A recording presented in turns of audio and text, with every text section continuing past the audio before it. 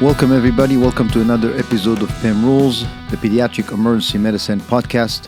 I'm your host, Yaron Ivan, as usual. And today I have a very important and very special guest. I know you've heard me say that before, and it's true. All my guests are very important, very special.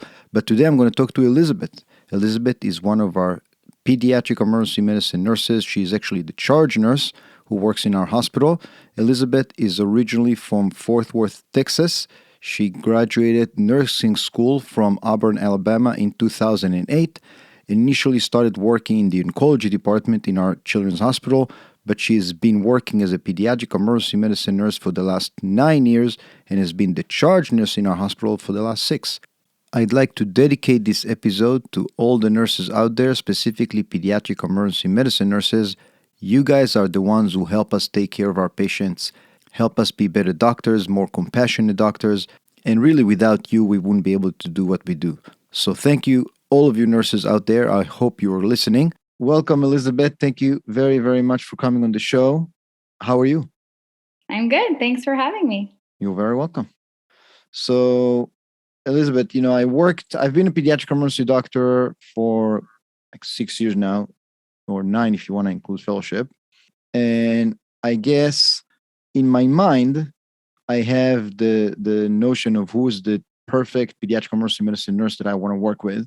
So I'd like to ask you, who is your perfect, ideal pediatric emergency medicine doctor you want to work with? But before that, I want to hear from you because, we work together a lot, quite a few years now. And I want to know from your standpoint, from a pediatric emergency medicine nurse standpoint, what are the challenges that you face most every day in the average shift? I think the main thing would be flow of the department. Sure.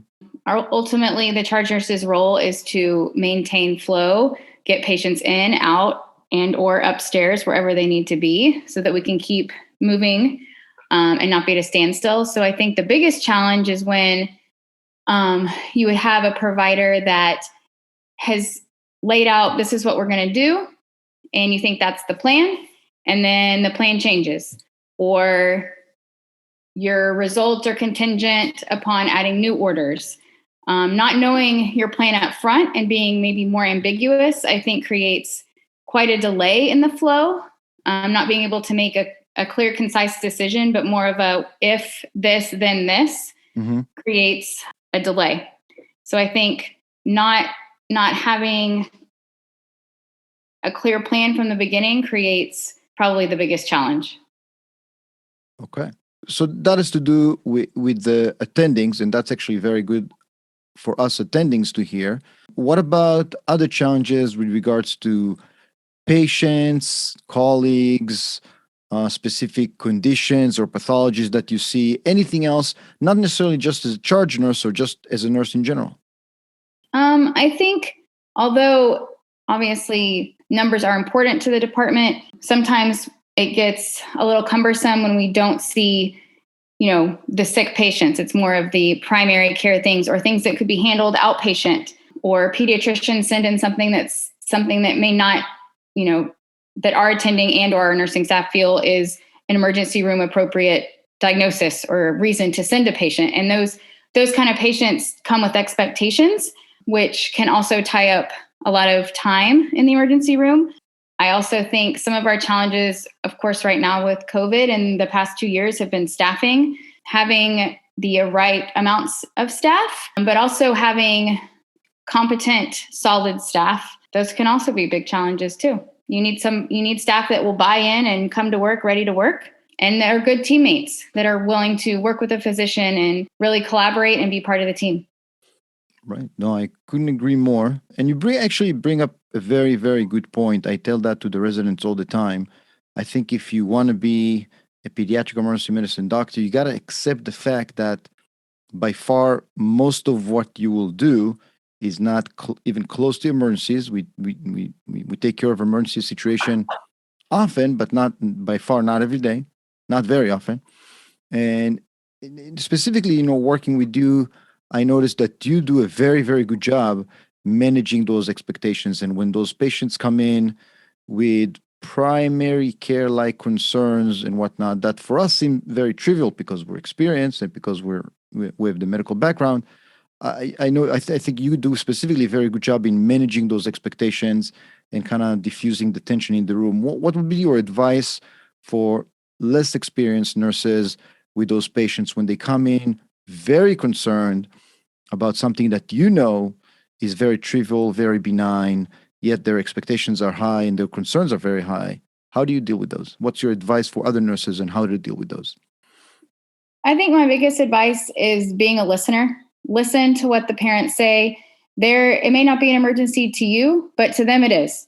So I think the main component to that, to diffuse, is education.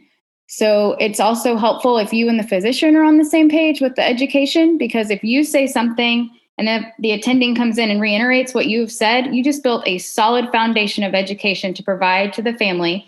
And we look like we know, which we do know, what we're talking about, because we've now had the nurse and the physician say the same thing. So they're thinking, wow, this must be the truth. If, two solid people have said the same thing, not only do they know what they're talking about, but they're on the same page. So you develop that trust. And I think validating their concerns, providing the education, and really trying to take the time to give them the time, even if their emergency is minor, helps in those situations. Very good. No, I agree. I think that's probably a good idea, although it's easier said than done sometimes. But I think definitely parents who come to the pediatric emergency department by definition are worried about something. And if it looks trivial to us, that's fine. For them, it's probably not trivial. So sitting down and taking the time to listen, which is sometimes easier said than done, is probably a good approach. And again, I see you guys, all of our nurses do that very well, which often just helps kind of diffuse the tension and build a good relationship from the start. And that's very helpful. Elizabeth, the other thing I wanted to discuss with you, and I asked that to all my guests in my show, because as a pediatric emergency medicine doctor, I interact with a lot of people. So I have residents, I have medical students, I have the nurses, I have the consultants. And one of the things that I'd like to get from PEM Rules, from all those interviews that I do, is help my listeners learn how to be better PEM physicians. So, and I think coming from PEM nurses especially, I'd like to ask you, what is your ideal PEM doctors? If you had to choose the characteristics or the specific character of a PEM physician, what would be your ideal PEM physician you want to work with every shift? I would say a couple of things. Number one is communication. Communicate with your nursing team regarding anything that involves patient care. Even if it's something that, hey, I just went in the room and I've ordered X, Y, and Z. You get back to your desk, you've talked about it, you think about it, you're like, you know what? We need to add this. Just communicate with your nursing staff. Communication is so key in the emergency room. I think Great. Working as a team, being a teammate, seeing each other, having a mutual respect for one another, each other's roles, but also being willing to listen and acknowledge that we may have some knowledge that you don't, and vice versa, and also being willing to teach. So being willing to collaborate and come up with a plan together, I think, is also an ideal physician. Confidence is important, in my opinion, but also being willing to bend and modify the plan as, a recommendation. If it's not going to change, I know you talked about in your previous episodes about, if it's not going to hurt the patient, sometimes it's okay. If, the nurse says, hey, can we give a dose of Zofran? And you're like, they really don't need it. Is it really going to hurt the patient? No, but is it going to make the parents feel better that we did something? Possibly. I think that's another component. I call it, if you can't lose, you can only win. Right, exactly. If you can't lose, you can only win. And then a big thing for me is somebody who is calm under pressure, because we do have those emergencies, but also confident and direct in critical situations. So it's kind of you're the leader if you're the physician in a room, and if you are unsure, or if you're anxious, we see that, we pick up on that. So having somebody who is confident in critical situations, but also calm, is very, very important in the emergency room, in my opinion. Sure, I couldn't agree more. I think good leaders lead by example. And I think if the attending doesn't show calm, cool coolness and collectiveness, it's probably all going to go downhill from there. Again, easier said than done. Also something that comes with experience, but yeah, I couldn't agree more. Lastly, Elizabeth, the one last thing I wanted to ask you, and again, you are, I would consider, a very experienced pediatric emergency medicine nurse and charge nurse, so a very good leader in your field. And it seems to me that it's been very difficult for nurses to do what they do, pediatric emergency medicine nurses and emergency medicine nurses specifically during COVID times. And we're now, I think, all over the country really experiencing shortage of nurses. And, nurses has been very challenging with this pandemic. What would be your advice for young, male, female, finishing or almost finishing nursing school, wanting to go into nursing or emergency medicine nursing or pediatric emergency medicine nursing? If you had to give them one advice, what would it be? Find what you love and stick with it, because money does not buy happiness. And I know right now with the critical nursing shortages and staffing issues, a lot of nurses are going to travel positions or, trying to move around the country and make the most money. But at least for myself, I have found I can make a difference where I am. And if I'm doing what I love, I can still do it well. Instead of, life is short, be happy, enjoy your profession. You worked hard to get there. So do what you love. Very good. Yeah, again, I agree. I try to tell that to my residents and my students. You invest so much time and so much money in your career, you might as well be completely in peace with it, enjoy it, accept that there's some degrees of it that you may not like. That's okay. It doesn't have to be perfect. But yeah, I think if you do something that you love, somehow it will end up well for you. So yeah, no, I agree with you completely. Elizabeth, thank you very, very much for your time, and thank you very much for coming on the show. And you like U2 and AC/DC, is that right?